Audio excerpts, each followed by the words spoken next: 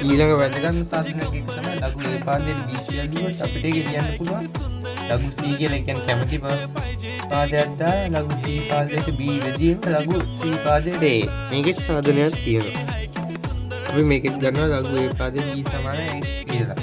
එතකොට මේකේ ලඝු ගණන අයින් කරාම B සමානයි A පාදයට x කියලා එනවා. එතකොට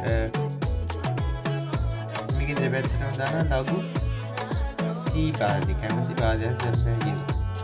ලඝු C පාදය සමානයි A පාදයට x.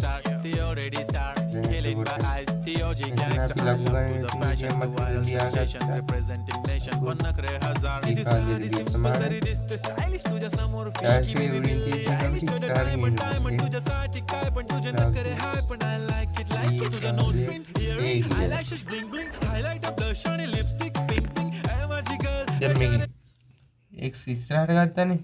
දැන් ලඝු C පාදයට එන්නේ. අපිට මේක දෙපැත්තෙම මේ ලඝු C පාදයට බෙදන්න පුළුවන්.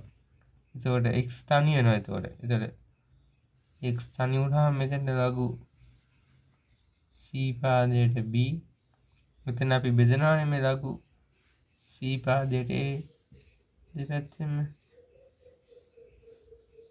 ඉතින් මේකට මේ කැපෙනවා. ලඝු C පාදයට a. සාමාන්‍යයෙන් අපි ලඝු ගණන් කපන්න එක කැන්සල් වෙනවා කියලා තමයි ගන්නෙ. ඒ වුණාට ඉතින් ඔක් කැපේ.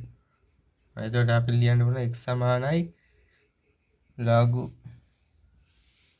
C පාදයට b බෙදී ලඝු C පාදයට a සමාන x නේ.